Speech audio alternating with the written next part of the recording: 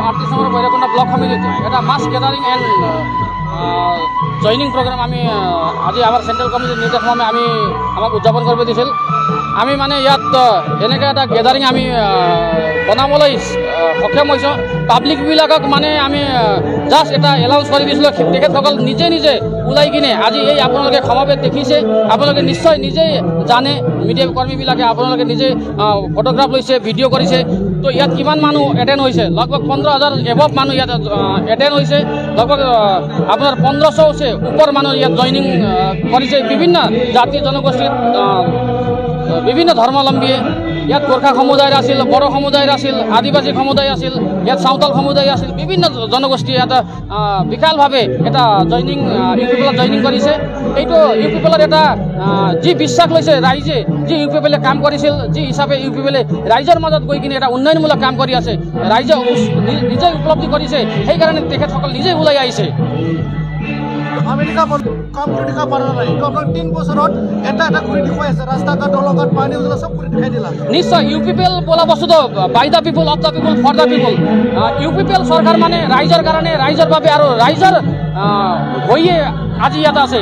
মানে গণতন্ত্ৰৰ যিটো এটা ডেম'ক্ৰেটিক হয়, চৰকাৰ বোলা বস্তুটো ৰাইজৰ কাৰণে। আমি এটা ৰাইজক উন্নয়নমূলক কাম কৰিব, ৰাইজৰ সমস্যা সমাধান কৰিবৰ কাৰণে আহিছোঁ। চৰকাৰ বনাইছে ইয়াত আৰু ৰাইজে নিশ্চয় বুজি পাই আছে। আজি 17 বছৰত তেখেতসকলে যদি কাম কৰিলে হয়, আজি ইউপিপিএলে কাম নকৰিলে হয়। 17 বছৰ ৰাজত্ব কৰিব তেখেতসকলে 2300 কোটি টকা ইয়াত আমাৰ চৰকাৰক এটা ধাৰ লগাই গৈছে, ঋণ কৰি গৈছে। আজি এইটো ঋণটো আমি পৰিশোধ কৰি আছোঁ। যদি উন্নয়ন কৰিলে হয়, আজি ইউপিপিএল চৰকাৰে বিভিন্ন আঁচনি, আলাৰী চৰাং আঁচনি, ৰোগ নিৰ্মল, অঞ্চল বিধাংকি, মাইনৱ চৰং বিধাংকি বিভিন্ন আঁচনি লৈছে। ইয়াত 35টা ফ্লেগশ্বিপ এটা এজেণ্ডা লৈ কিনে ইউপিপিএল চৰকাৰে কাম কৰি আছে। বিভিন্ন আপোনাৰ এগ্ৰিকালচাৰ চেক্টৰত হওক, আপোনাৰ উন্নয়নমূলক খেতি কেনেকৈ কৰিব পাৰিম আমি, আপোনাৰ গটাৰী ফাৰ্ম হওক, পিগাৰী ফাৰ্ম হওক, পলিট্ৰি ফাৰ্ম হওক, এইবিলাক বিভিন্ন আঁচনি লৈ কিনে যুৱাহঁতক বা চেল্ফ হেল্প গ্ৰুপহঁতক মানে আমাৰ চৰকাৰে এটা উন্নয়নমূলক দিশত আগবঢ়াই লৈ গৈ আছে। এইটো এটা বহুত ডাঙৰ কথা। ইয়াত মানে বিপিএফে কৈছিল যে আমাৰ চৰকাৰ আহিলে আমি ভূমিৰ অধিকাৰ দিম, ভূমি পাট্টা দিম। তেখেতসকলে 17 বছৰ ৰাজত্ব কৰি ইয়াত ভূমিৰ পট্টাটো কিয় দিব পৰা নাই? তেখেতসকলে 17 বছৰ ইয়াত ৰাজত্ব কৰি ভূমিৰ সমস্যা কিয় সমাধান কৰিব পৰা নাই? এইটো আমাৰ প্ৰশ্ন হয়। আজি তেখেতসকলে দায়িত্বত নাই, আজি তেখেতসকলে শাসনত নাই, তেতিয়া সিহঁতে কৈ আছে। কিন্তু ৰাইজে এটা বিশ্বাস কৰিছে, ৰাইজে উপলব্ধি কৰিছে যে বিপিএফক কেতিয়াও ৰাইজে মানে আৰু বিশ্বাস নকৰিব।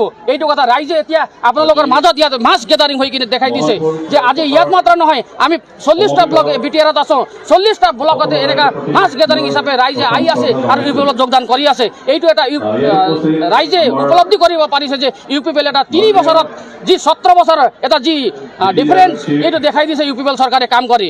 সেইকাৰণে আজি প্ৰমোদ বড়োৰ নেতৃত্বত, গোবিন্দ চন্দ্ৰ বসুমতাৰীৰ নেতৃত্বত যি এটা শান্তিৰ পৰিৱেশ সৃষ্টি হৈছে, ইয়াত শান্তিৰ বিনিময়ত আজি ব্যৱসায়ীসকলে ব্যৱসায় কৰিব পাৰি আছে, আপোনাৰ ষ্টুডেণ্টসকলে পঢ়িব ভাল শিক্ষা অৰ্জন কৰিব পাৰি আছে। সকলো দিশত মানে এটা ভাল এটা শান্তিৰ পৰিৱেশ এটা বনাই দিছে। এইটো এটা বহুত ডাঙৰ কথা হয়। আৰু এইটো শান্তিৰ পৰিৱেশটো আমি সদায় যাতে ৰাইজৰ বিশ্বাসত আমি সদায় এই শান্তিৰ পৰিৱেশ আমি ইয়াত অটুট ৰাখিব পাৰোঁ, এইটো আমাৰ লক্ষ্য হয় আৰু আমাৰ উদ্দেশ্য হয়। আজি প্ৰথমতে মই ইউপিপিএলৰ আজি প্ৰথমবাৰৰ পৰা জইন হ'লোঁ। ৰাজনীতিৰ পথাৰত এই প্ৰথম মোৰ খোজ।